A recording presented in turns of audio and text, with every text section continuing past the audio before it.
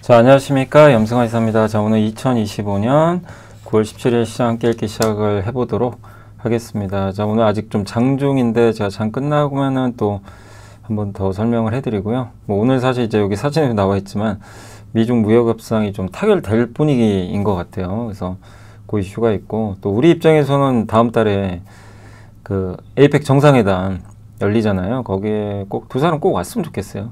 와서 뭐 싸우든 말든, 싸우든 어쩌든 간에 여기서 싸우든가 그죠? 예.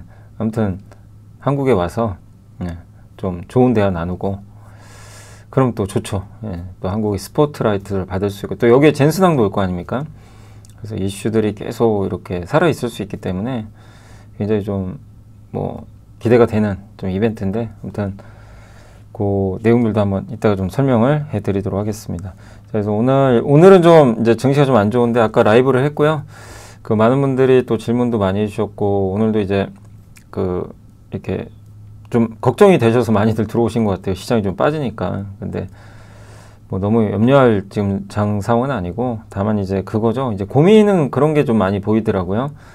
2차 전지 어떻게 해야 되나. 예, 이 고민 되게 여전히 크시고, 근데 매주 저한테 물어보셔도 좋아요. 근데 이제 선택의 문제예요. 내가 2차 전지 그냥 다 팔아버리고, 그냥 요새 삼성전자 분위기 좋으니까 그냥 삼성전자, 뭐 예를 들면 이런 거예요. 삼성전자가 만약 9만원, 10만원 간다면 거기까지 그냥 한번 삼성전자를 끌고 갈 건지, 아니면 나는 뭐 1년이 좀 더 걸리더라도 뭐 2차 전지는 많은 분들이 거의 지금 손실이 막 50%, 60% 되니까 끝까지 좀 버틸 건지, 요 고민이잖아요.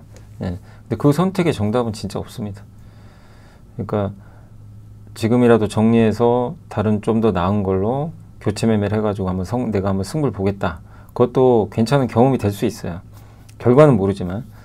아니면 끝까지 버티는 것도 경험입니다. 아니면 반을 나눠서 하는 것도. 그게 어려운 거죠. 예. 제가 정답지를 드릴 수는 없어요. 근데 저는 개인적으로 저라면은 리밸런싱을 좀 해요. 그러니까 약간 줄이는 거죠. 저라도 다는 못 팔아요. 다 팔 수는 없고 줄이는 거죠. 예. 좀 너무 부진한 이제 손실이 큰 걸 반을 딱 줄여서 그 앞으로 좀 괜찮게 가는데, 그렇다고 주가가 엄청 오른 거 말고요. 그런 걸로 한번 갈아타서 한번 승부는 볼 것 같아요. 저라면 뭐 다 팔기보다는. 근데 그거는 뭐 각자의 선택이니까 한번 고민을 계속 해보시면 좋겠습니다. 그리고 또 그런 고민도 되게 많으시더라고요. 삼성전자 요새 많이 오르니까 전자 이제 팔아야 되는 거 아니냐, 이 질문들 되게 많이 하시는데, 아까 라이브 할 때 제가 자료 보여드렸잖아요. 저 개인적으로 파는 건 아닌 것 같다. 예. 근데 뭐 파실 분은 파시고요. 그거 뭐라고 할 수는 없는 거고, 다만 뭐 아직은 갈 길이 많이 나왔다. 왜 이 말씀을 드리냐면, 저는 지금 저번에 7월에 기억나시죠? 테슬라의 22조짜리 수주를 삼성이 따냈단 말이에요. 운명 공동체가 됐어요. 예. 그렇기 때문에 그 운명 공동체라는 이제 입장에서 보면, 망하면 둘이 같이 망하고요. 흥하면 둘이 같이 흥합니다. 예. 엔비디아와 TSMC 관계랑 비슷해지고 있어요. 지금 약간 느낌이.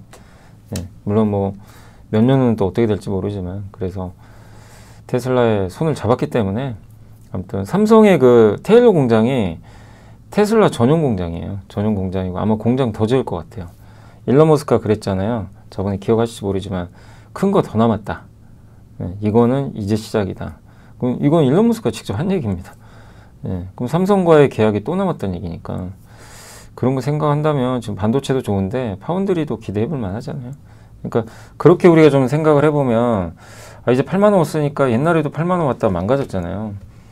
그러니까 그렇게 생각하면 또 팔 수도 있는데 그건 아닌 것 같아요. 예, 왜냐면 기대할 게 남았으니까. 그래서 한번 좀 들고 가보시면 어떨까, 뭐 개인적으로 그렇게 생각을 하고 있어서 좀 서두에 그 말씀을 좀 드렸습니다.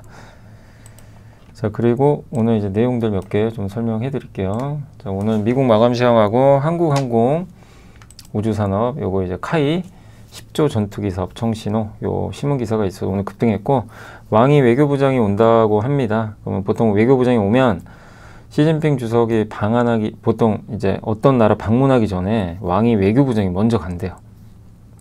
올 가능성이 높다는 얘기고, 그래서 오늘 좀 롯데관광개발이나 중국 관련주가 좀 움직였고, 그 다음에 요게 아마 모건스탠리 같은데 테슬라 요거 아마 그 약간 이제 어떤 IR이 있었던 것 같아요. 그거를 이제 한 분이 한 채널에서 적어주셔서 한번 이제 공유해드리고, 그 다음 모건 스탠리 보고서 중에 이제 석유화 관련된 건데, 뭐 요새 석유화학 좀 답답하시죠?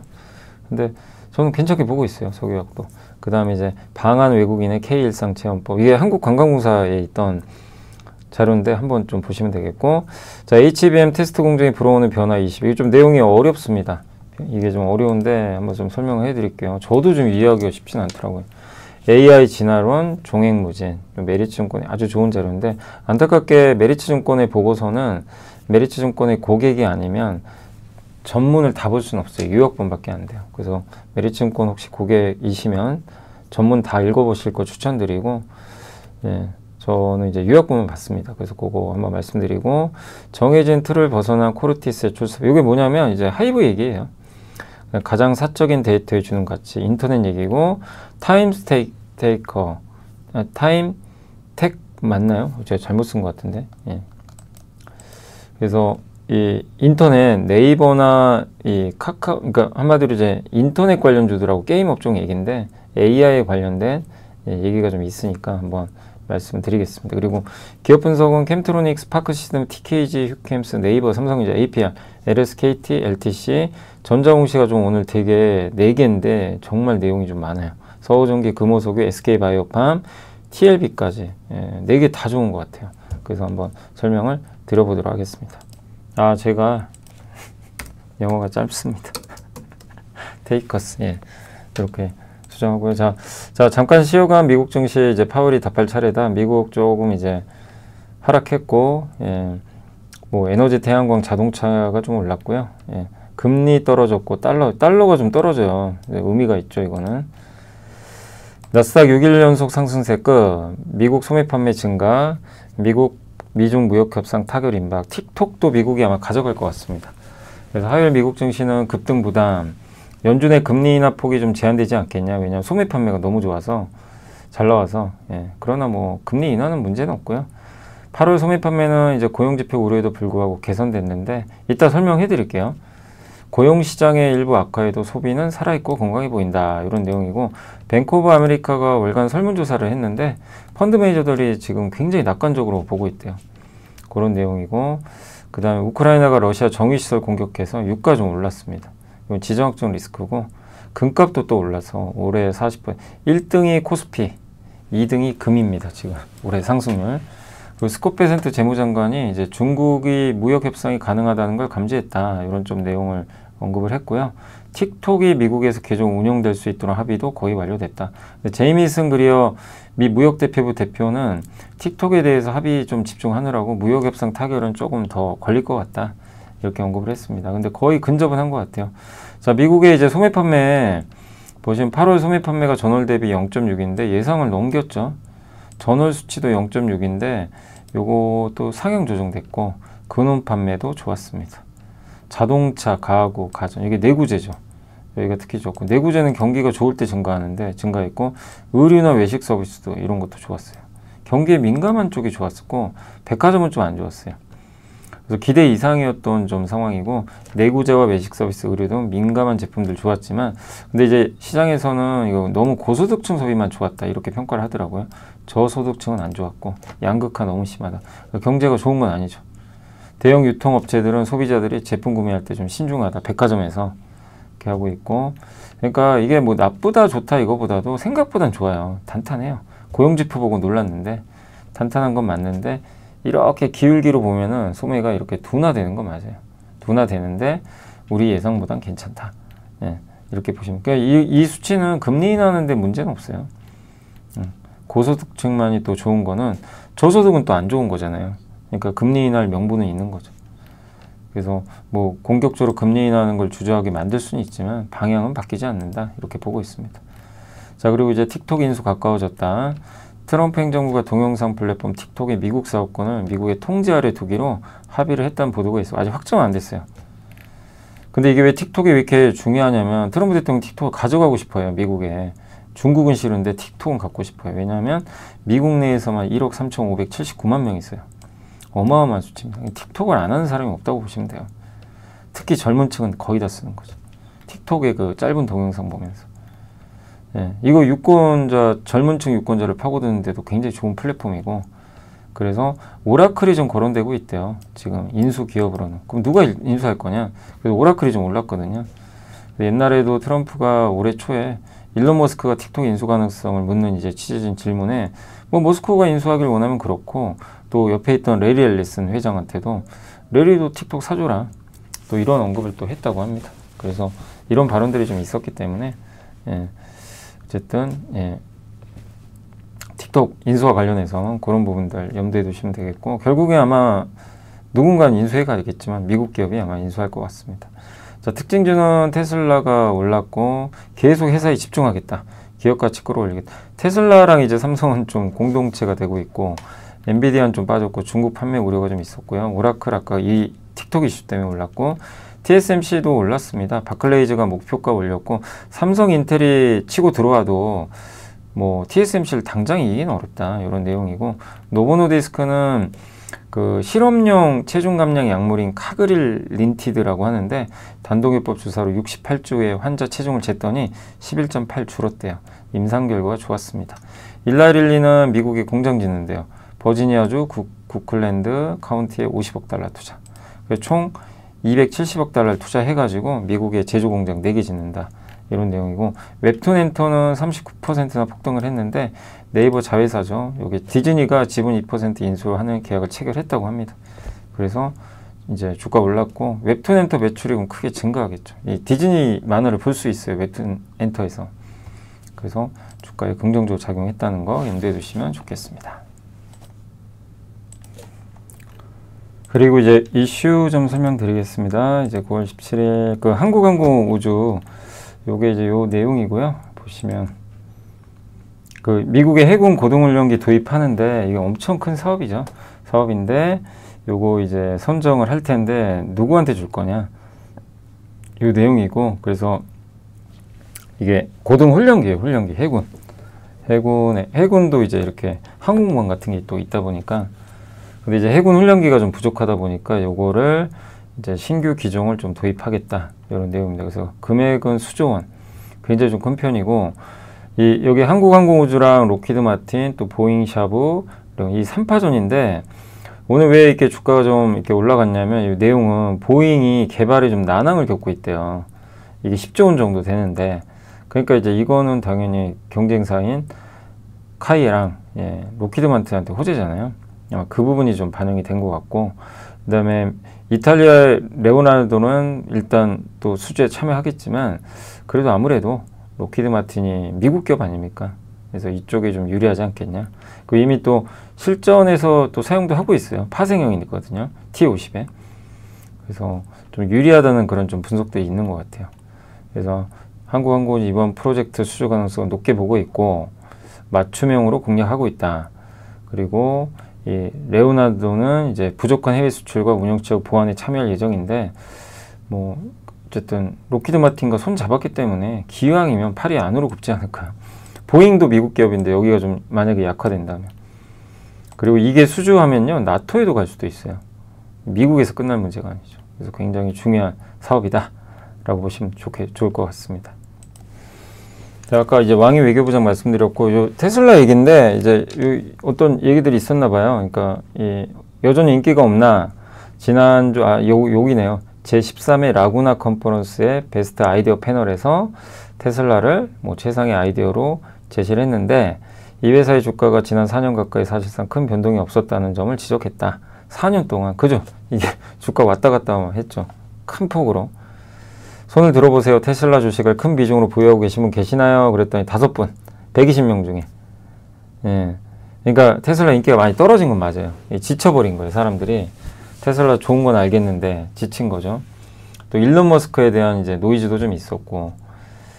그래서 저는 작년에 열린 모건 스탠리 재팬 서밋에서는 한 손도 올라오지 않았던 거 생각하면 예, 좀 다소 놀랐다. 뭐 이런 내용도 있습니다. 자, 시가총액이 1조 달러 넘는 테슬라는 M7 중에 제일 작아요.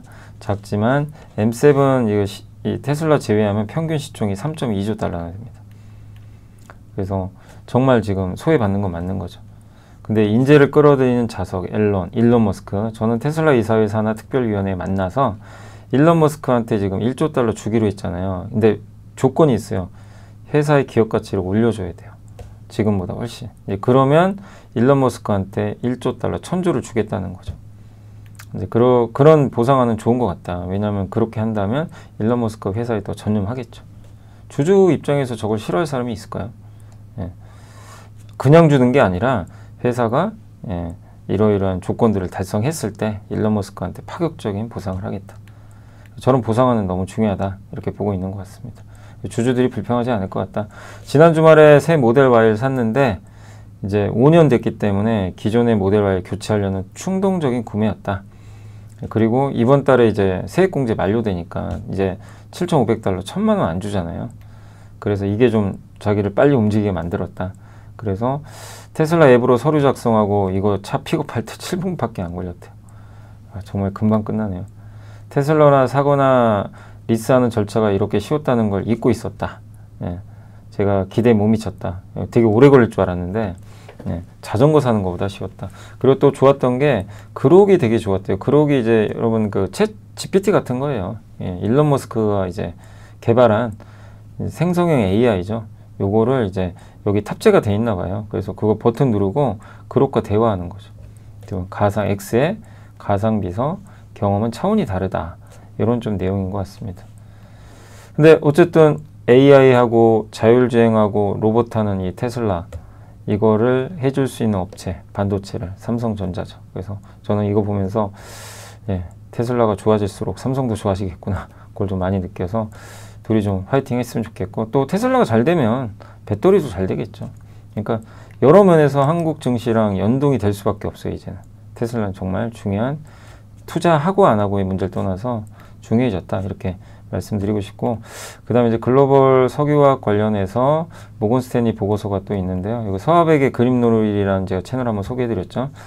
이 내용은 뭐냐면 좀 어렵긴 한데 중국이 이제 공급 과잉을 좀 해소하려고 하잖아요. 해외 설비 폐쇄하고. 그래서 중국에서도 석유화학 업종을 관심을 다시 갖기 시작했대요. 그래서 연평균 이게 에틸렌 만드는 설비거든요. 이게 연평균 성장률이 원래 3.1% 정도 된대요. 3.1%. 중국이 폐쇄를 안 하면. 중국이 20년 이상 된 공장을 설비 폐쇄하면 2.0%. 공급이. 이 정도로 2%밖에 안 되는 거죠. 과거에 3.9니까 확실히 주는 거예요. 그러면 이건 긍정적이죠. 근데 의미 있는 펀더멘탈 회복은 내년 중반 이후다. 이렇게 좀 보고 있는 것 같아요. 그래서 중국이나 유럽의 이런 대표 기업들을 비중하자, 확대하자. 이 미국의 리온델 바젤은 아마 제가 기억이 맞는지 모르는데 우리나라 DL 아시죠? 지주사. 거기랑도 좀 관련이 있는 회사로 알고 있는데 한번 검색은 해보세요. 저 어렴풋이 기억이 나가지고 요새 아무튼 우리나라 석유화학 기업들 그렇게 썩 좋은 건 아닌데 이런 내용이 만약에 맞다면 긍정적인 거죠. 그리고 해외 폐쇄는 계속 확대될 거고 특히 이런 거 아라미드 섬유. 아라미드는 누가 만듭니까? 코오롱 인더. 그래서 코오롱 인더한테는 호재가 되겠고 TDI 같은 경우는 이제 TKG 유캠스. 그래서 이런 이제 제품들이 좀 구조조정 되면서 좀 이 공급이 좀 줄지 않겠냐 이렇게 좀 보고 있는 것 같습니다. 그래서 일본, 한국도 좀 구조조정하죠. 석유화학 섹터는 계속 관심 있게 보고 있는 섹터고 정말 턴어라운드 이게 트리거가 될지 한번 지켜보자는 그런 내용으로 보시면 되겠습니다. 이게 무거운 업종인데 이제 저런 아이디어가 맞아 떨어지면 나중에 한번 무섭게 가요. 그게 보통 이제 특징이에요. 이번 반도체 보셨잖아요. 반도체도 지금 요즘에 반도체 움직이는 이런 내용들이 있죠. 이게 새로운 내용일까요? 아니잖아요. 그죠? HBM에 투자 집중해야 되니까 D램 범용 반도체 못 만든다. 그래서 공급 부족해서 반도체 가격 오를 거다. 이건 몇 달 전에도 나왔던 얘기예요. 그죠? 그리고 앞으로 AI 추론 시대가 열리면 그 메모리 저장 용량이 더 중요해진다. 그래서 낸드도 좋고 하드디스크도 좋을 거다. 이거 몇 달 전에도 나왔던 얘기입니다. 근데 왜 지금 가냐 이거야. 그죠? 진짜 이게 아이러니하죠. 주식이라는 게. 그래서 엉덩이가 무거워야 되고 참 힘든 거예요. 나는 지금 갈 거라고 생각했는데 아이디어를 알기 때문에 안 갑니다. 3개월, 4개월. 그럼 미치죠. 내가 틀렸나? 그래서 그냥 잘라요. 옆에 다른 거 잘 가는 게 보이니까. 그 땅을 치고 후회하죠. 이런 섹터들이 있어요. 근데 이게 참 어려운 게 그럼 과연 석유화학 섹터도 그럴까? 석유화학 섹터는 반도체랑은 다르죠. 당연히. 주도주는 아니지만 최악인데 과연 석유화학 섹터도 지금 좋아지는 거 알고 있잖아요. 이런 구조조정. 일회성 아니죠. 근데 주가 언제 갈 거냐 이거죠. 그걸 몰라요. 모르니까 이제 힘든 거죠. 근데 이런 거를 또 괜찮은 이제 석유화학 기업을 골라가지고 미리 선점해서 들어간다면 좋은 결과 나올 수도 있는 거죠. 남들이 흥분할 때 살 때 자기는 나중에 팔고 나오는 거죠. 뭐 그럴 수도 있고요. 그래서 이런 부분도 우리가 한번 생각해 볼 만하다 이렇게 말씀드리고 싶고, 그 다음에 이제 방한 외국인 K일상 체험, 한국관광공사 여기에 이런 게 있다고 합니다. 그래서 K놀이, K컬처, K놀이라고 합니다. 이게 네, 체험법이라고 하는데 이렇게 많이 증가했나, 이게 아마 이제 결제액이겠죠. 네, 와 어마어마합니다. K놀이 380, 방탈춤 게임 노래방. 그러니까 캐대원 보고 한국 와가지고 지금 이렇게 돈 많이 쓰고 있는 것 같아요. 그 다음에 연극, 공연, 음방, 박물관, 굿즈, 마포구, 서교동 연극 공연, 강남구, 논현동 음반음원, 성동구, 성수동 연극 공연, K뷰티, 피부과, 그죠? 예. 올리브영, 올리브영이 상위 카드 소비 가맹점유 60% 차지, K푸드, 뭐 김밥, 라면, 뭐 많죠. 예. 이런 것들. 이제 K자 들어가는 거는 하나의 문화가 됐어요. 이제 정말 외국인들이 한국 와서, 그러니까 한국에 특화된 그런 이제 내수 관련된 이런 소비재 기업들 계속 잘 봐야 될 것 같습니다. 일회성은 아니다. 여기서 가장 그래도 고성장하는 게 이쪽이죠. K뷰티 쪽이죠. K뷰티 쪽이고, 그 다음 뭐 컬처 이런 쪽이 좀 되지 않겠냐라고 보고 있고, 여전히 그래서 좀 엔터도 긍정적으로 생각을 하고 있습니다.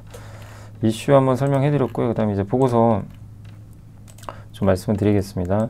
일단 AI 쪽인데 HBM 테스트 공정이 불어오는 변화, 현대차증권의 이제 박준영 윤동희 연구원인데, 뭐 어느 기업이다 이게 아니고 이건 좀 약간의 변화입니다. 자, 요거는 제가 이제 내용보다 HBM을 이제 만들 때 검사를 해야 되잖아요. 그죠? 반도체 검사해야죠. 불량인지 아닌지 반드시 해야 됩니다. 그래서 양품의 다이, 그러니까 제대로 된 그 다이가 반도체 네모난 거 조그만 거 있죠. 이런 거. 이 동그란 웨이퍼에서 네모나게 자른 거 있죠. 그걸 이제 다이라고 합니다.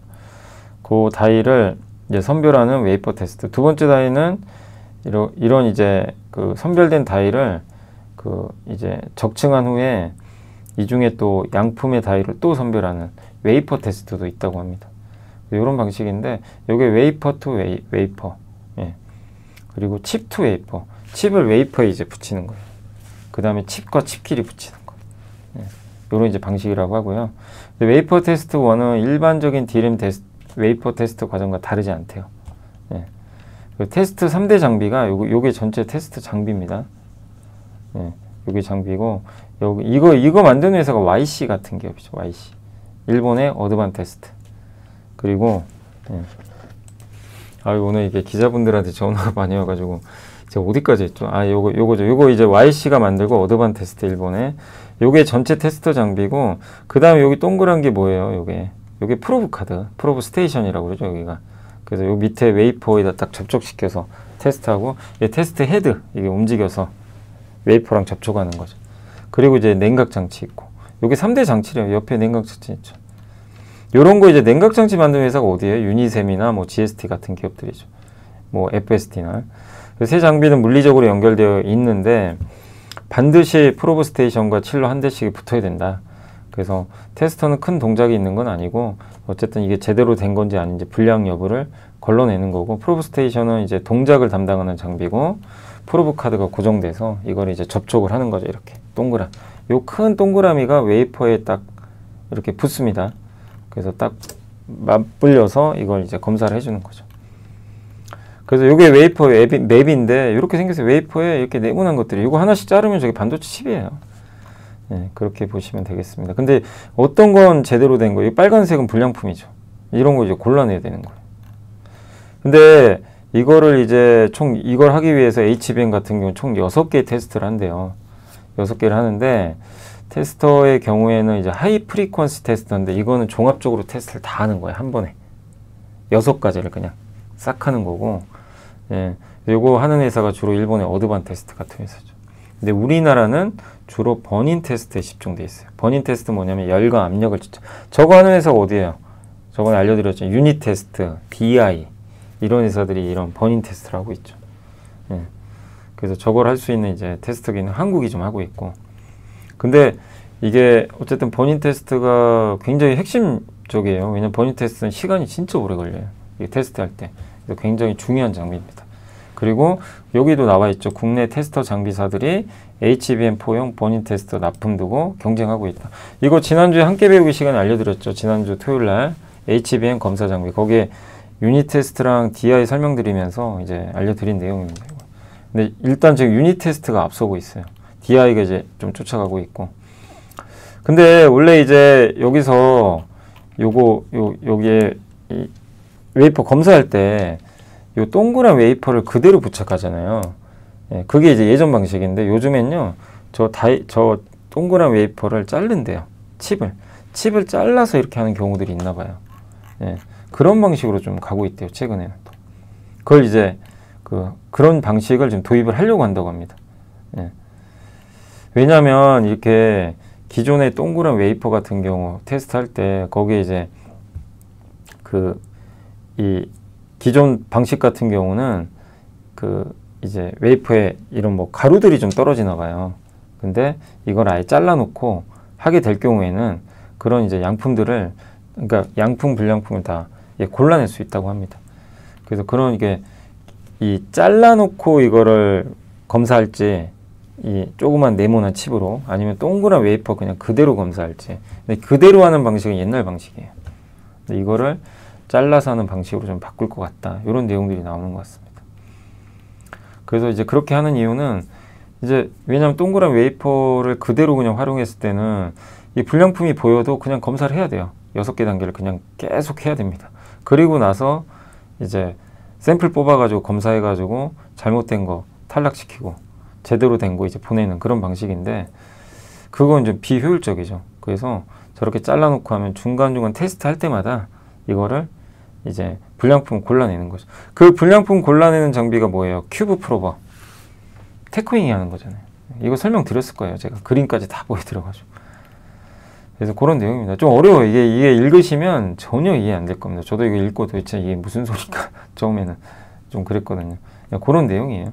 근데 이게 지금 이제 이거를 이렇게 하려고 하는데 좀 그거는 좀 시간이 걸리겠죠. 그런 이제 그 과정을 하려면 시간이 걸리니까.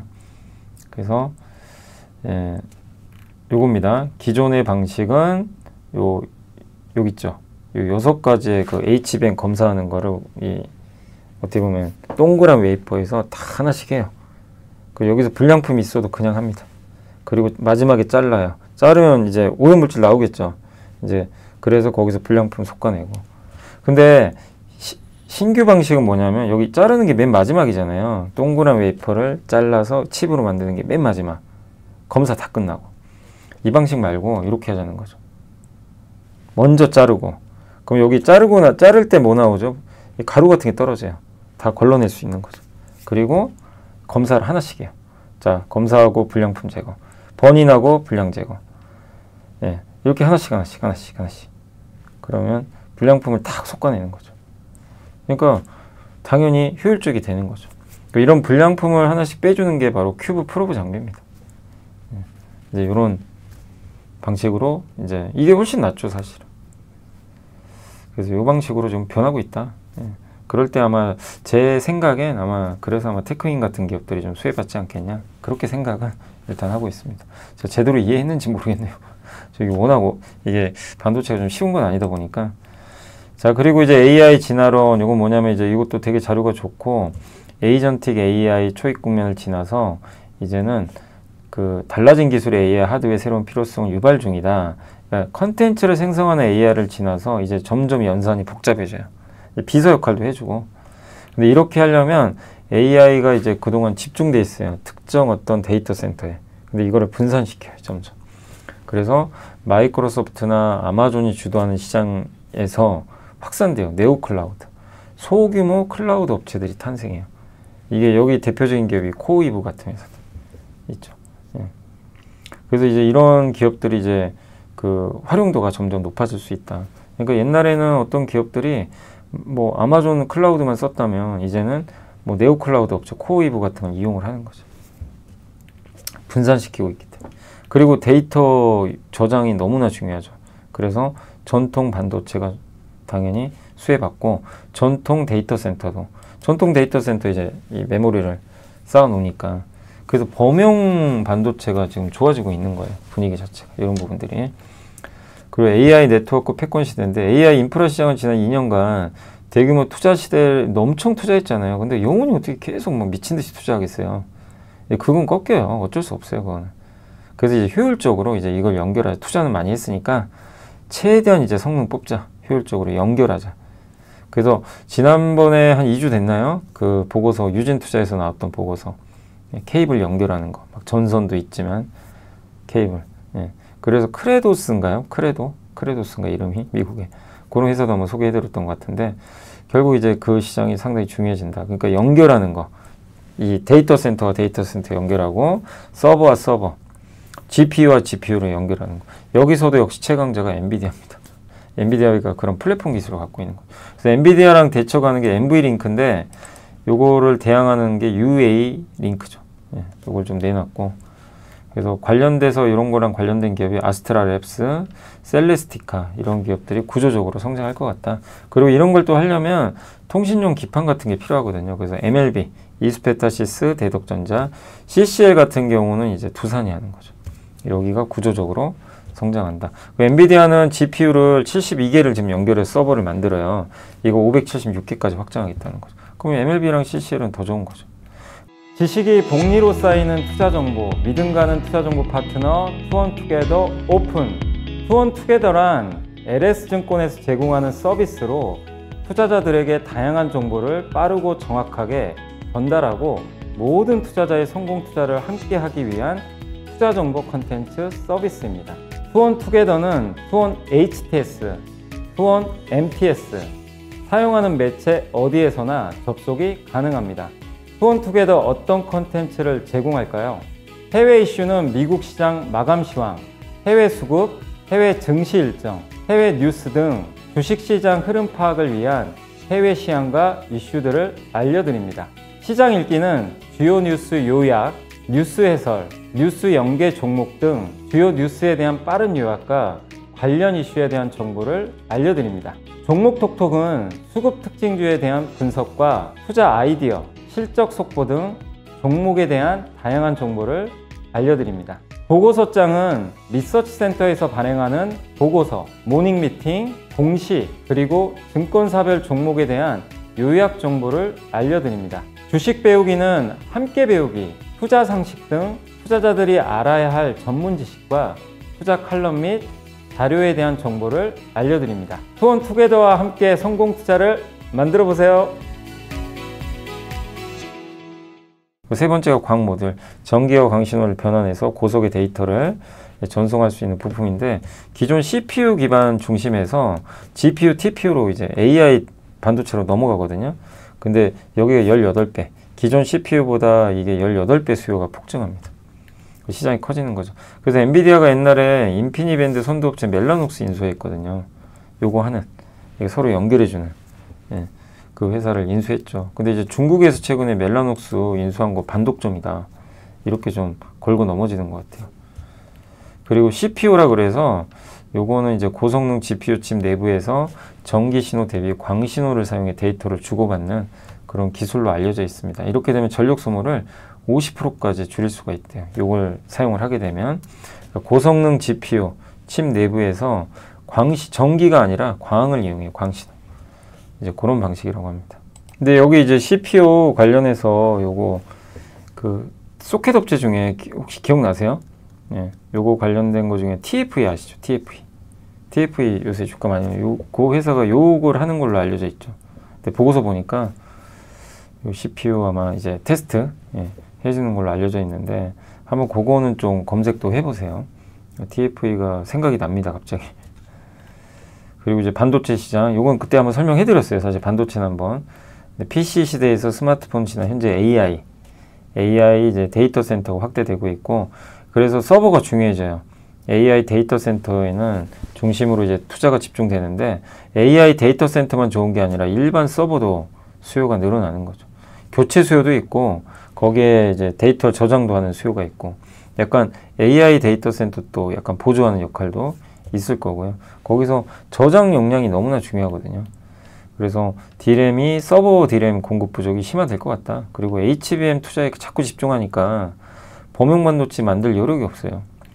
그래서 현 D램 업황은 2017년 슈퍼사이클, 클라우드 수요 증가했을 때 슈퍼사이클 한번 온 적이 있거든요. 2017년에 실제. 그때 삼성전자 엄청 올랐죠, 진짜.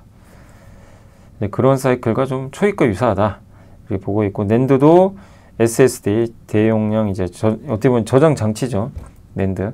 여러분들 이제 PC에도 요즘에 저거 많이들 쓰실 텐데, 탑픽은 하이닉스 내년에 56조 벌 것 같다.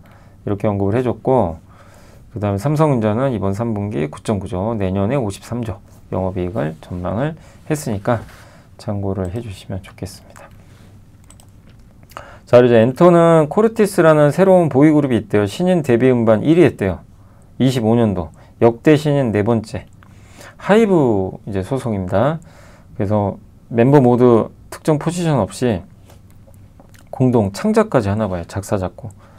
데뷔 앨범이 초동 43만 장 판매됐고 국내에선 1등, 올해 신인 역대 데뷔 탑4. 하이브에서 데뷔한 그룹 중에서는 이제 최고 순위고 르세라핌, 뉴진스, 보이넥스도, TWS, 그 다음에 아일리. 여기보다 이거 다 제치고 1위 했어요. 코르티스의 스포티파이 월간 청취자 수는 기준 303만 명. 일본에서도 순위권. 하이브 고연차, 저연차 국내 이제 IP 흥행으로 한마디로 하이브는 이제 지금 잘 나가는 BTS부터 밑에 신인까지 다 잘해요. 이게 편차가 별로 없어요. 많지가 않아요. 신인도 잘하고 뭐 BTS야 뭐 말할 게 뭐가 있겠습니까? 그래서 보이그룹 이번에 코르티스도 새로 나와서 흥행 가도를 한번 기대하고 있고 이 외에 또 지금 얼마 전에 걸그룹 캐치아이도 잘하고 있죠. 스포티파이 역주행하고 있고 요런 멤버들이 이렇게 생겼고요.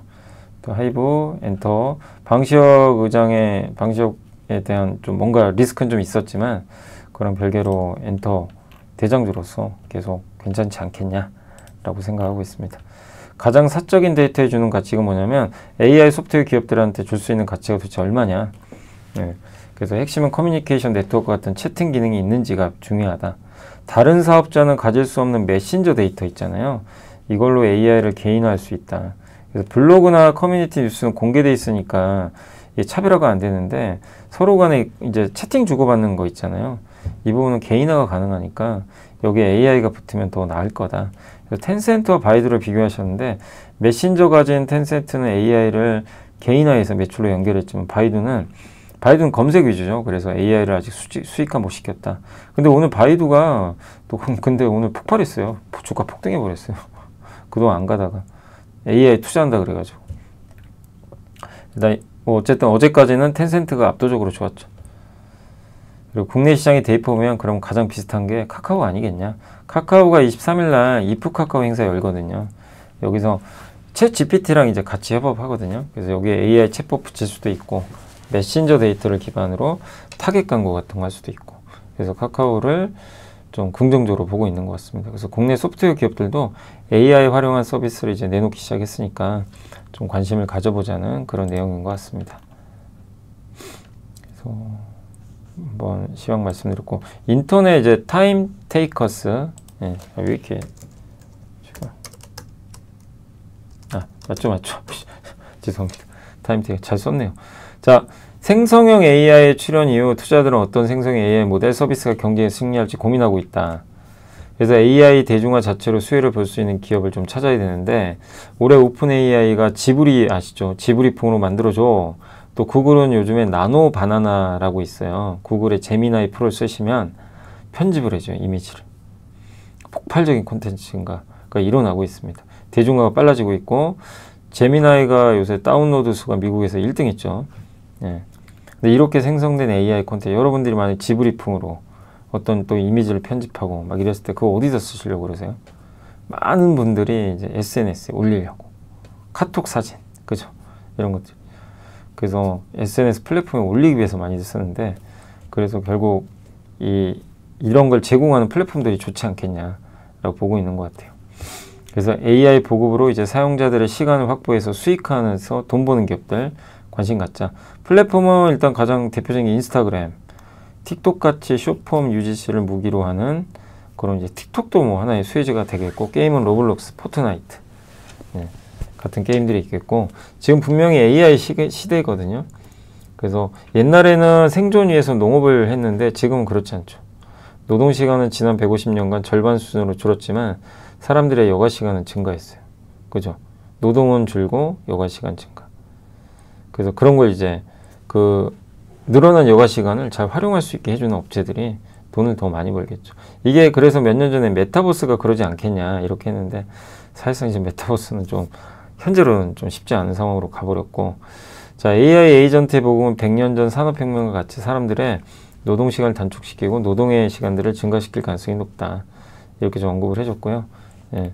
이러한 흐름에서 콘텐츠 수요는 계속 늘어날 거다. 플랫폼의 영향력은 더욱 커진다. 검색 SNS 등 플랫폼은 사용자를 확보하고 광고를 붙여서 수익화하려고 하겠죠.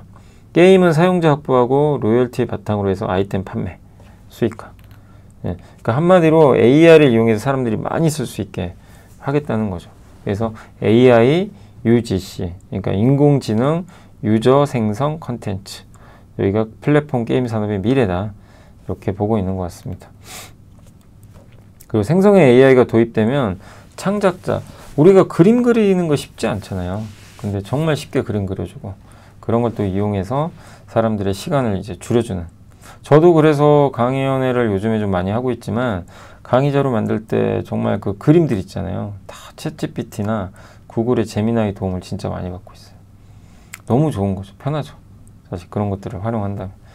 네이버를 토픽으로 꼽아주셨고, 생성의 AI 대중화로 이런 이제 유저가 만든 콘텐츠, 뭐 동영상 콘텐츠도 있죠. 네이버에도 숏폼 콘텐츠들이 많이 있잖아요. 그리고 저는 무엇보다 네이버의 강점은 이런 지식인 블로그 카페에서 엄청난 한글 데이터 갖고 있어요. 실제 개인들이 쓰는. 이걸 누가 따라가겠어요. 저 데이터 가치 엄청난데 인정을 안 해주죠. 저걸로 충분히 또 사업화를 해서 좋은 성과를 또 낼 수도 있고. 근데 어쨌든 저 방대한 데이터, 저런 것들을 이제 확장을 해서 더 좋은 결과를 도출하지 않겠냐 이렇게 보고 있고, 그 다음 홈 화면을 좀 개편했죠. 그래서 광고 경쟁력도 좀 올라왔고, 7월 시작한 쇼핑 커넥터는 그 크리에이터의 제품 링크를 발급해 가지고 수익 활동을 또 제공을 한다고 합니다.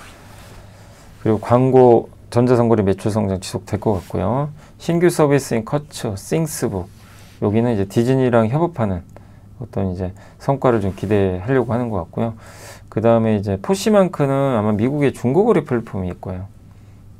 얼마 전에 그 스페인인가요? 스페인의 중고거래 플랫폼도 인수해버렸죠.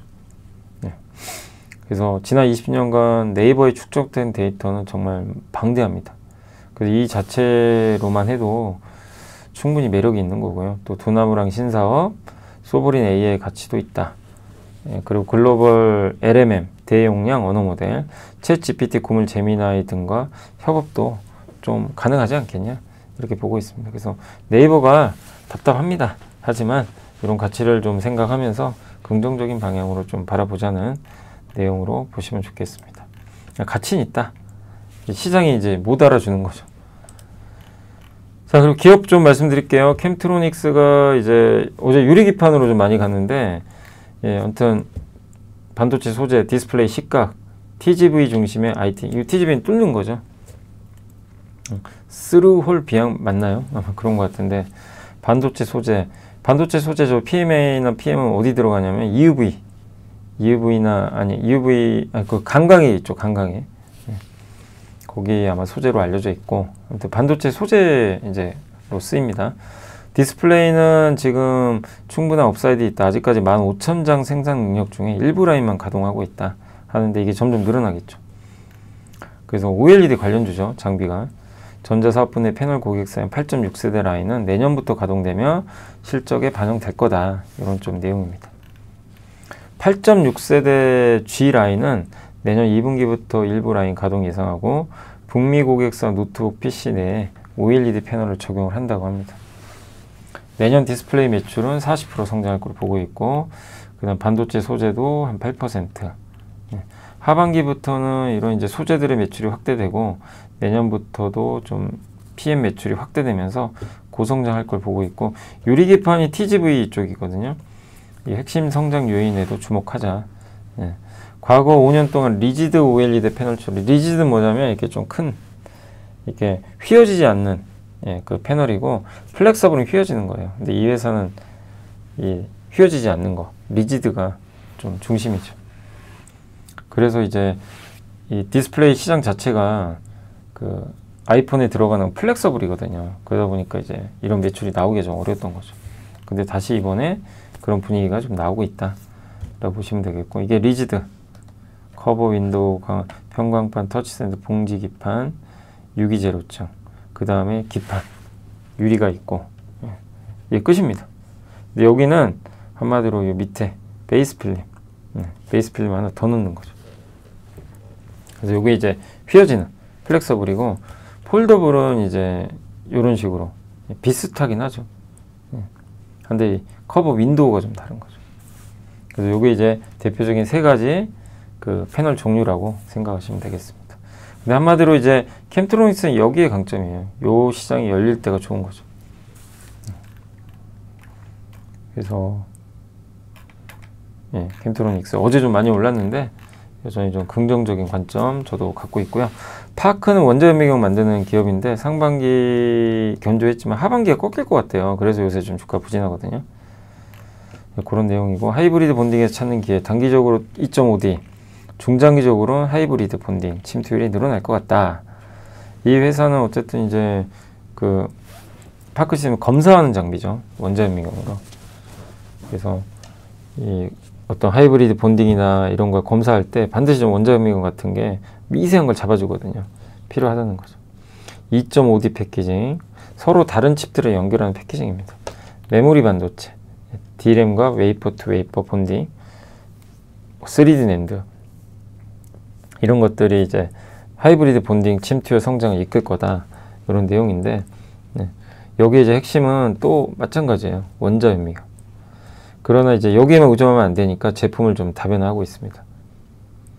그래서 하이브리드 WLI 뭐 이런 장비도 있고, NX 마스크 있잖아요. 이거 검사한 다음에 불량이 있으면 이제 그거 치료해주는 그런 장비로 알려져 있고, 중장기적으로는 자체 개발한 중인 FX 시리즈가 있대요.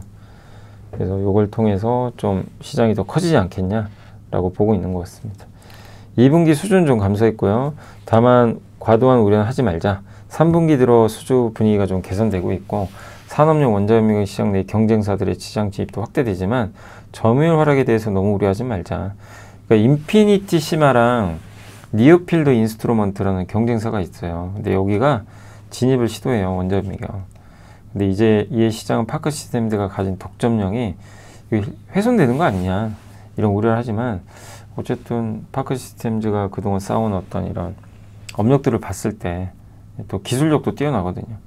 그래서 훼손 가능성은 그렇게 좀 당장은 높지 않다, 이렇게 보는 것 같고요.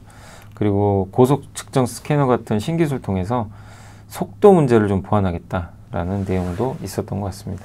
파크 시스템즈 또 역시 이번 장에 저는 주도주 중에 하나로 보고 있거든요. 그래서 잘 보유해 나가시면 좋을 것 같습니다. 자, 그리고 이제 TKG 휴캠스는 이제 석유화학 회사죠. 눈높이를 조금 높였고요. 그 다음에 MMB라든가 DNT 이런 이제 그 소재들을 만드는데 가동률이 좀 올라가고 있다고 합니다. 특히 이제 독일의 경쟁사가 화재 사고가 좀 있어가지고 거기서 만드는 제품과 좀 겹치거든요.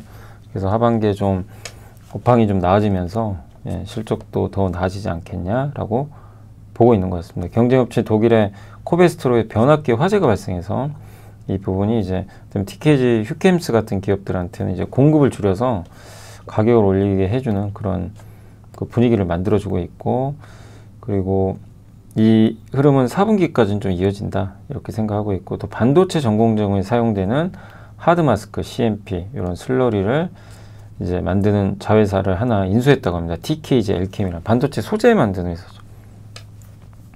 그리고 올해 4분기에는 또 일본의 3D 프린트용 소재 관련 기업인 야소지마를 또 인수하려고 좀 준비를 하고 있는 것 같아요. 그래서 현금은 많아요. 4천억 정도. 배당 수익률도 꽤 높고 자사주도 많이 갖고 있습니다. 주중환원도 괜찮은 편인데 이게 업황 때문에 좀 그정 안 좋았지만 뭔가 업황도 돌아설 것 같다는 그런 모습으로 보시면 되겠고, 네이버 웹툰이 디즈니랑 이제 공동 플랫폼 개발 발표했고 네이버 웹툰 주가가 이제 폭발을 했죠. 그래서 마블, 스타워즈, 픽사 같은 그런 이제 만화들이 들어옵니다. 거기서 이제 이런 세로 형식, 웹툰 형식으로 볼 수 있는 거예요. 네이버 입장에서 너무 좋죠. 이렇게 매출이 확 올라갈 수 있으니까 디즈니가 여기에 또 지분 투자도 하고, 그래서 많은 이제 그 유저들이 이쪽 네이버 웹툰 쪽으로 넘어오지 않겠냐 이렇게 보고 있고, 이렇게 해서 미국의 주류 문화로 웹툰이 편입될 것 같다. 원래 해외 진출 선언할 땐 되게 좋았는데 생각보다 미국에서 크게 성장을 못했어요. 문화적인 장벽 때문에. 근데 캐대언 흥행도 있었고 디즈니까지 들어오게 되면서 분위기가 바뀐다. 그래서 네이버에 대해서 긍정적인 또 의견을 좀 적어 주셨습니다. SK증권은 이제 여기 한동희 연구원님이 목표주가 11만원 삼성전자로 올려버렸습니다. AI 서버 중심의 투자가 서비스 인프라 구축을 위한 일반 서버로 확산될 것 같다. AI 사이클 내 메모리의 구조적 성장이 HBM 단독에서 서버 DRAM, SSD까지 낸드까지 확대된다. 그러니까 HBM에서만 성장하다가 서버 DRAM과 SSD, 이것도 서버에 들어가죠. 낸드가 확장되니까 무슨 일이 발생하냐, 삼성이 같이 가요. HBM 혼자 가면은 하이닉스만 가는 거죠. 그리고 GDDR7 어제 설명드렸죠. 엔비디아가 새롭게 내놓는 내년에 출원용 칩에는 HBM 대신 저게 들어갑니다. 삼성전자가 우위죠, 저건. 그래서 근데 이렇게 수요는 확장하는데 공급은 많이 안 늡니다. 이게 이제 그래서 오래 가는 거예요, 사이클이. 짧게 끝날 사이클이 아니라는 거. 지출을 절제해요, 투자를. 그리고 HBM4 시장도 삼성이 들어갈 가능성은 열어놔야죠. 그리고 파운드리도 지금 이제 테슬라 손잡고 좀 회복을 좀 시도하고 있고, 그래서 내년에 영업이익 55조, 메모리만 36조를 예상을 하고 있습니다. 그래서 여전히 저는 싸다고 생각해요, 삼성전자는. APR 유진투자증권의 이혜니 연구원님이 일단 영업이익 798억, 그러니까 엄청난 성장이에요. 그냥 3분기도 폭발적인 성장을 합니다. 화장품이 170%, 미국 150%, 일본이 200%, 중화권이 63%, 기타, 요게 B2B, 기업형으로 납품하는 거죠. 요게 346%. 전반적인 매출 흐름 좋다. 여전히 화장품의 성장 가파르고 미국, 일본 기타 지역 집중 성장 중이다. 2분기 영업이익률은 낮은 고정비 대비 매출 레버리지 효과로 높은 수준이고, 하반기는 20% 초반의 영업이익률을 바라보는 것이 안정적이다 라는 그런 내용입니다. 그래서 APR에 대한 성장은 이어지는데, 다만 이게 눈높이가 굉장히 지금 높아요. 이게 걱정이죠. 너무 높으면 회사도 부담되죠. 이게 너무 높다 보니까. 그래서 그 눈높이를 충족시키는 데이터가 나와야 되겠죠. 그래서 이 부분을 달성할 수 있을지가 관건인 것 같습니다. 그리고 미국의 얼타뷰티에 이제 8월에 입점이 완료됐고 6월 주문이 한 30억에서 40억 정도 나왔다라고 알려져 있습니다.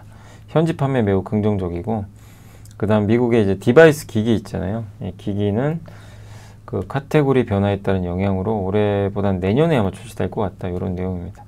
그래서 회사 측과 Q&A를 했던 것 같은데, 화장품 빠르게 성장한다. 근데 수익성을 너무 높게 보는 건 좀 부담스러워하는 것 같아요. 2분기 26%인데 그거보단 좀 낮을 것 같아요. 왜냐면 이런 이벤트들을 하잖아요. 프라임데이, 블랙 프라이데이, 크리스마스, 연말 시즌 이벤트를 하는데, 이런 이벤트는 탑라인 매출을 올려주는데 비용같이 올라가는 광고 선전비, 물류비, 미국 관세는 또 고려해야 된다. 비용 들어가니까.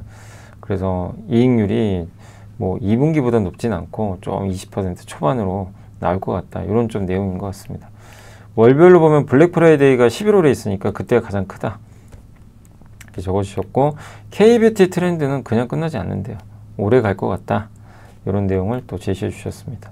화장품 시장은 100달러대 이상의 비싼 거, 50달러 이하의 대중적인 제품으로 구성되어 있고, 한국은 이미 이 50달러 이하 제품에서 굉장히 가성비 높은 걸로 유명하죠. 해외가 이제 이런 시장이 발생해서 한국이 이제 들어가기 시작해서 우위를 점하고 있다. 그래서 꽤 오래 가지 않겠냐라는 내용입니다. APR 뭐 좋은 건 알지만 이제 좀 투자하기는 부담은 되죠. 그래서 뭐 여기서 신규 투자는 쉽진 않아요, 솔직히. 진짜 많이 올라서. 그렇지만 뭐 일단 3분기 실적까지는 또 지켜봐야 되겠습니다. LS는 전선 중심의 글로벌 호환과 자사주 가치가 부각되고 있다. LS전선의 글로벌, 이게 이제 많은 분들이 LS를 괜찮게 보세요. 근데 이제 한 가지 껄끄러운 거, 중복 상장할까봐. LS 전선 상장하면 어떡하지? 이거에 대한 두려움이 있죠. 그래서 저는 못할 거라고 봐요. 이거 할 수가 없죠. 지금 상법 개정도 됐는데 중복 상장이요? 쉽지 않을 것 같고요. 한다면 난리가 나겠죠, 진짜 또. 예. 자, 아무튼 LS전선의 글로벌 호황 지속 전망되고 데이터 센터나 우리나라 에너지 고속도로 수혜주고 또 27년에 준공될 예정인데 미국 버지니아주의 체서피크에 1조 원 투자해서 해저 케이블 공장을 착공할 예정이라고 합니다. 대만에서도 포모사 프로젝트에 1,600억 규모의 해저 케이블 공급 계약을 체결을 했고 자회사 LS에코는 베트남에서 전선 사업하고 있죠. 해저 케이블 하고 있는데 요거를 공장을 또 건설해서 아마 미국에 또 수출할 가능성이 있어요. 국내에는 이제 여기 해저 케이블, 서해안 에너지 고속도로 여기 대한전선과 이제 경쟁하는 거고 3차 상법 개정안 통과 추진되고 있고 아마 다음 주 통과될 것 같고 자사주 의무 소각 가능성 높고 LS가 11.1% 갖게 돼요. 이렇게 되면. 그래서 요거 소각을 하게 되면 또 호재고 목표 주가 올렸고 LS M&M이 이제 그 메탈 관련주잖아요. 이런 이제 광산 같은 사업도 하고 있는데 구리도 하고 금도 있는데 업황 개선이 좀 지연되는 것 같습니다. 그러나 저것도 핵심이에요. 예, 저것도 알짜 회사입니다. 여러 면에서 이런 알짜 회사들 LX 일렉트릭 전선은 상장사 아니죠. 이거 잘못 쓰신 것 같은데요. 전선 여기 밑으로 들어가야죠. 그죠? LS 전선은 비상장입니다. LS IND 또 LS 자사주 LS M&M, 엠트론 뭐 이런 기업들이 이렇게 다 있고 그래서 지금 할인율을 44% 정도 적용받으니까 여전히 좀 저평가돼 있다라는 뭐 부분이 좀 있는 것 같습니다. 저는 개인적으로 LS를 다른 것보다도 전선 때문에 괜찮게 봐요. 전선 업황이 되게 좋은데 HVDC 요 고전압 직류성전 방식의 케이블은 아무나 못 만들어요. 그걸 만드는 회사이기 때문에 긍정적으로 바라보고 있습니다. KT는 이번에 좀 그 해킹 이슈 때문에 좀 안 좋았지만 고점 찍고 좀 최근에 좀 빠졌죠. 그렇지만 자사주 계속 취득을 할 거고요. 내년에도.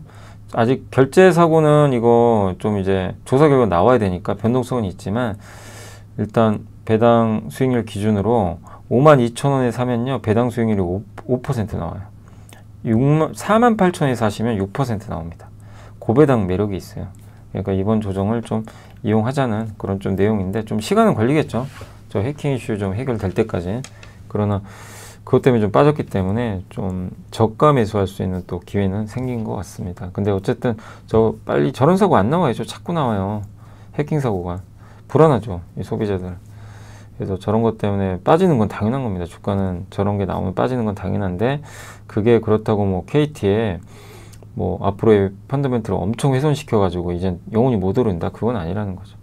그래서 저 사고는 또 극복을 할 이슈긴 한데 언제 끝날 거냐? 요게 좀 관건이 될 것 같고 LTC 정말 예, 말도 많고 탈도 많고 저는 개인적으로 되게 괜찮게 보는 기업이거든요. LTC가 왜냐하면 저 무진전자 몇 번 설명해 드렸죠. 저번 주에 함께 배우기에도 검사 장비만 제가 따로 했는데 거기에 제가 그래도 이거 소개해 드려야 될 것 같아요. LTC 예, 괜찮다는 걸 좀 말씀드리고 싶어서 세종 장비인데도 넣어버린 거예요. 근데 예, 애정이 있어요. 근데 안타까운 일은 저 무진전자 인수해서 회사가 성장하는데 무진전자는 굉장한 회사예요. SK하이닉스의 세종 장비 필요한데 거기에 관계가 되게 좋거든요. 그래서 무진전자 이 세종 장비 능력 자체가 굉장히 뛰어나고 또 저것만 하는 게 LT캠이라고 반도체 소재하는데 솔브레인 경쟁사예요. 낸드의 인산액이라고 하는데 고선택비 인산액인데 그 니트리라 그러죠. 그거를 다 한 번에 없애주는 낸드 시가갈 때 그 유일하게 공급하는 회사가 솔브레인인데 LT캠이 여기 들어갔잖아요. 이것도 내년에 굉장히 기대가 더 되고 예. 예, 상당히 의미 있는 이제 소재 회사고 예. 근데 LSE 무진전자입니다. 이게 요거 중복 성장한다고 하니까 난리가 난 거예요. 그래서 하면 안 됩니다. 안 되고 뭐 주주들한테 환원해 주겠다 안 됩니다. 부족해요. 그냥 중복 성장을 안 하는 게 정답입니다. 그러면 주가가 이제 완전히 위가 열려버리게 될 텐데 요새 분위기는 좋죠. 주가 분위기 다행히 좋은데 예, 아무튼 중복 성장 빨리 좀 이거 안 하는 방향으로 해결이 나기를 한번 당부 드리겠습니다. 예, 중복 성장 무서워요. 아무튼 근데 아직은 결론은 안 났습니다.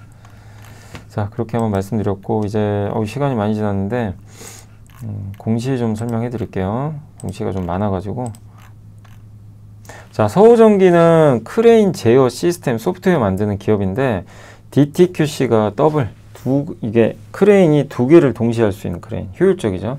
그거 5개 제작하고 설치하는 공사 수주를 따냈어요. 부산의 동원 글로벌 터미널 134억이고, 현대 3호에 요거 크레인 하면 어떤 기업 생각나세요? 현대임스. 여기서 많이 갔죠. 중국 규제 이슈로. 근데 이제 서우전기는 이 크레인 소프트웨어를 만듭니다. 근데 하드웨어 같은 경우는 지멘스 걸 쓰는 것 같아요. 그래서 지멘스 거랑 소프트웨어는 서우전기 이걸 결합을 해가지고 항만에 설치하는 공사까지 해주는 것 같습니다. 거기 또 필요한 인버터, 컨버터도 다 제조를 해요. 그 자회사 지분도 갖고 있어요. 그래서 이런 조선사가 이제 주요 그 고객사고, DTQC는 항만 크레인의 한 종류, 이거 2개, 더블이라고 그러잖아요. 더블 트롤리 파워. 이렇게 생긴 거. 기억나시죠? 요거를 이제 만들어 주는 거예요. 하드웨어는 지멘스, 서우전기 소프트웨어. 수주 잔고가 818억에서 25년 2분기에 999억까지 이렇게 천천히 늘어났습니다. 네. 수주 잔고가 꾸준히 늘고 있어요. 왜냐하면 이게 한 번에 위기가 있었어요. 23년에 161억까지 빠진 거 보이세요? 그러다 24년에 1300억 폭발해 버렸습니다. 이게 뭔 난리인가요? 이때 대형 수주가 막 쏟아진 거예요. 그래서 저도 공시로 몇 번 알려드린 적이 있습니다. 근데 주가 안 가다가 올해 날라가 버렸어요, 갑자기. 왜냐하면 배당 진짜 많이 주거든요. 배당 상반기에만 2,000원 줬어요. 배당 2,000원이면 배당 수익률이 상반기에만 5% 나오고, 그 다음 하반기에도 2,000원 줄 것 같아요. 그럼 합치면 10% 가까이 나와요. 1년간 배당 수익률이 10%죠. 거의. 자사주도 많아요. 자사주 의무소각법안 수혜주. 그래서 여전히 좀 최근에 올라서 좀 부담은 되지만 여전히 매력 있다. 배당만으로도 보고 있고, 금호석유 참 안 가서 답답하지만 저는 하반기 다크호스로 좀 보고 있고, 소각 잘하고 있습니다. 이번에도 1.6%, 남은 주식은 전체 11.56% 남아있고, 자사주 소각 의무법안 통과되면 수혜 받을 것 같고, 참 근데 실적이 안 좋아요. 계속 이렇게 감소하니까 고무업황 좋아지는 것 같은데 참 쉽진 않더라고요. 그래서 타이어용 보면고무 세계적인 기업이고, 엔비라텍스 특수장갑 세계 1위고, 예, 그 소재, 예, 말레이시아 기업에 주로 납품을 하고 있죠. 실적이 이렇게 안 좋습니다. 22년 마이너스 52, 23년 마이너스 69, 24년 24. 코로나 때 대박치고 감소. 이게 이제 터닝을 해야 돼요. 그래서 올해 하반기하고 내년에 터닝할 걸로 좀 보고 있고, 8년간 전 세계 합성고무 구조조정이 지속됐고, 그 다음에 SBR, 요게 합성고무거든요. 요거를 엔비라텍스 장갑 만드는 이런 소재 공장으로 좀 설비 전환해서 공급 가잉을 좀 해소하려고 보는 것 같습니다.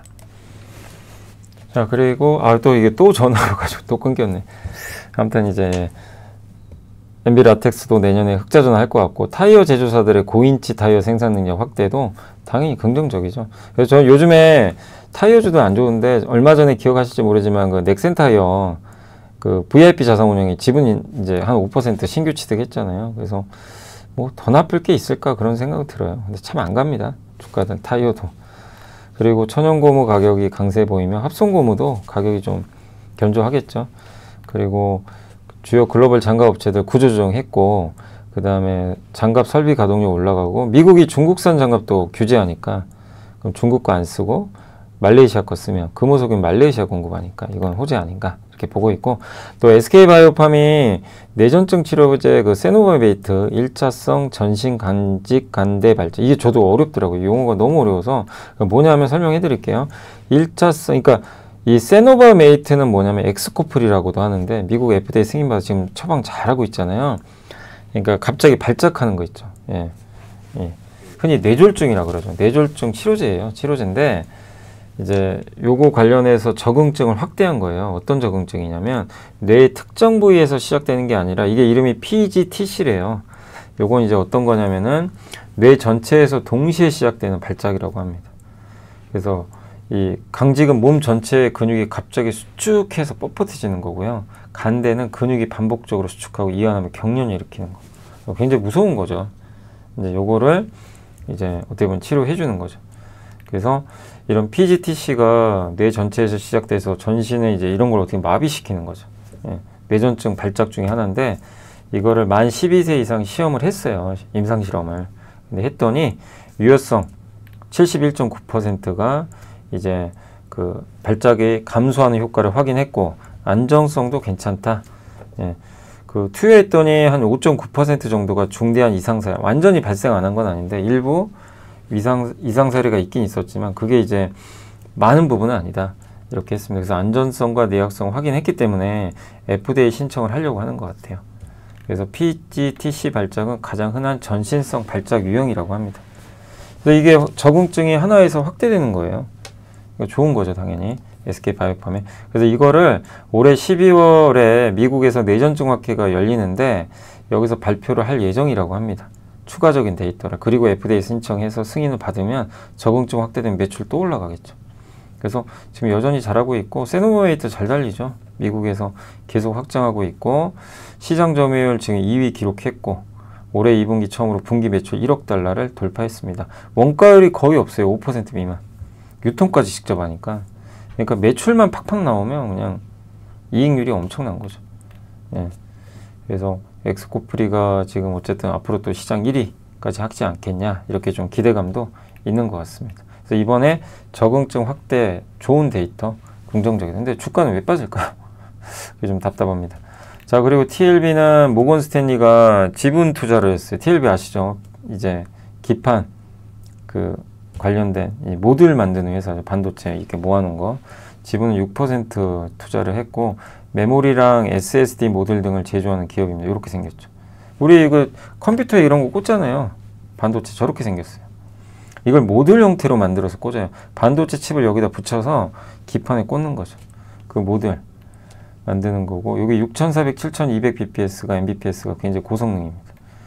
예, 그리고 SSD 모듈 요게 이제 하드 디스크를 대체하는 SSD 낸드로 만들어진 건데 저것도 요즘에 PC에 많이 꽂아서 쓰고 있죠.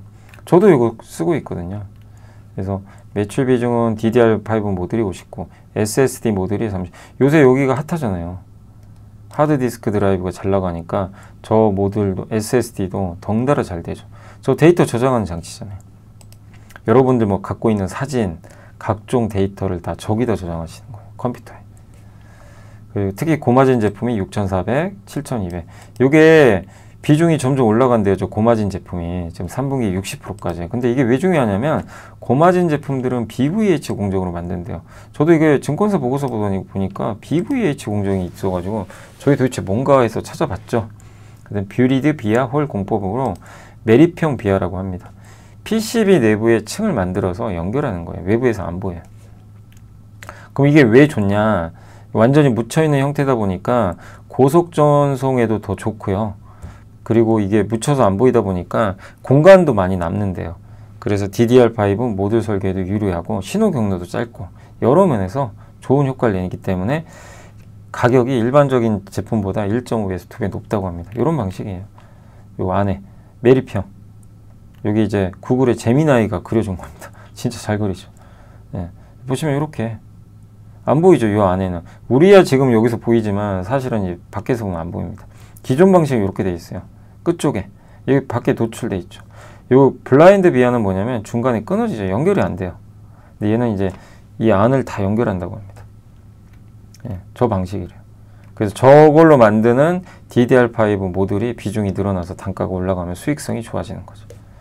DDR5 이번에 2분기 매출액도 좋았고 SSD 매출도 급증했습니다. 이게 실제 실적이죠. 보시면 올해 2분기 매출이 이렇게 급증했습니다. 특히 이제 추론용 AI 수요 증가로 저장용 장치가 ESSD로 넘어가면서 여기서 수혜를 받을 것 같고 TLB 판가도 2018년에 53만 4천 원부터 올해 99만 6천 원까지 이 판가 있죠. 자체도 계속 올라가고 있다. 이게 주요 요 CXL, MRDM, 소캄, LP캄 아시죠? 요것도 이제 다 이 모듈도 TLB가 만들어요. 이게 다 핵심 제품들이 되겠죠. 그러니까 TLB의 주가 좀 이제 바닥에서 최근에 한 2배 이상 올랐죠. 거의 3배 가까이 올랐던 것 같아요. 올라서 좀 쉬겠지만 뭐 조정이 나온다면 좋은 기회가 되지 않겠냐라는 좀 생각이 들게 하는 그런 또 공시가 아닌가 한번 분석을 좀 해봤습니다. 자, 그래서 오늘 벌써 1시간 10분 가까이 됐는데 이제 마무리를 한번 해볼게요. 오늘 이제 국내 증시는 어쨌든 좀 조정을 좀 받았고, 삼성전자 하이닉스가 좀 쉬어갔고, 또 두산 에너빌리티도 좀 빠졌고, 전체적으로 큰 기업들이 좀 안 좋았습니다. 예, 그래서 오늘은 좀 쉬어가는 분위기였다라고 보시면 되겠고, 한국항공우주가 그 재료로 좀 많이 올랐고요. 넷마블, NC소프트, 예, 요새 게임주 좋았고, 아모레퍼시픽, APR, SK텔레콤이 좀 선전을 한 반면, 현대건설, 현대로템, 방산, 반도체, 디스플레이, 예, 지주사, 바이오, 예, 다 오늘 좀 힘들게 움직였습니다. 코스닥도 되게 안 좋았어요. 알테오젠 급락. 근데 많이 올라서 빠졌죠. 워낙 다들 많이 올랐기 때문에 펩트론, 그리고 리가켄 바이오, 그 다음에 반도체 소부장도 오늘 안 좋았어요. 리노공업, 뭐 ISC, 이오테크닉스 오늘 좀 빠졌고, HPSP 좀 빠졌고, 원전주 빠졌고요. 예. 실리콘2 정도 올랐고, JYP 조금 올라왔습니다. 그리고 유진테크는 그래도 좋았네요. 지금 반도체 오늘 좀 안 좋았는데, 유진테크는 상대적으로 좋았습니다.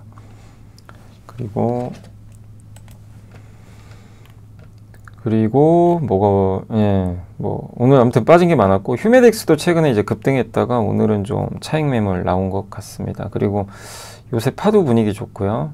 예.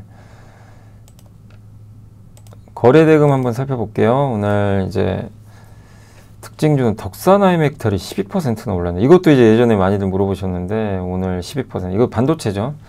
VM, 여기 하이닉스에 공급하는 식각장비 VM 급등했습니다. 그러니까 반도체가 다 빠지진 않았고 일부는 또 올라가서 유진테크, 세트레가 인공위성 좋았고, 사면, 요게 그 현대모비스의 그 액추에이터, 현대모비스가 설계하면 사면이 아마 만들어주지 않겠냐, 이런 기대가 있다는 보고서 한번 설명해 드렸죠. 오늘 사면이 좋았고, 그 다음에 다른 건 별거 없었고요. 그 다음에 캠트로닉스 하루 만에 다시 빠졌고, TLB 많이 빠졌고, BHI, 리노공업, 알테오젠, 이런 기업들이. 근데 뭐가 문제 있어서 빠진 거는 없어요, 크게. 코스피는 항공우주, LNF, 이거 BW 하신 분들은 다행이죠. 왜냐면 52,000원이 받잖아요. 그럼 그거 받자마자 파시면 수익을 크게 내시겠죠. 예. 그래서 물론 돈을 내셔야 됩니다. 이건 공짜는 아니기 때문에 주식 받으려면 돈은 내셔야 되고, 다만 이제 그 권리를 확보하신 분들은 이자도 받아요. 채권처럼. 채권에서 이자 받는 거 계속 받으실 수 있고, 그거랑 별개로 주식도 받아요. 그게 이제 BW죠. 그래서 그때 한번 제가 시간 들여가지고 한번 소개해드렸죠. 그 너무 많이들 물어보셔가지고.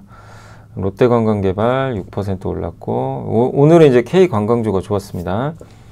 NC소프트 급등했고, 그리고 APR 좀 올랐고, 반면에 오늘 현대로템, 뭐 풍산, 두산, 농심, 두산 에너빌리티, 오늘 좀 급락 기업들이 많았습니다. 그러나 뭐 문제가 되는 기업은 크게 없는 것 같습니다. 카지노 좋았고요. GKL, 롯데관광, 파라다이스, 광고주들도 오늘 오랜만에 좀 일부 좋았던 것 같고요. 호텔주 좋았고, 서부 T&D 조금 올랐고, 뭐 GSPNL도 좀 좋았습니다.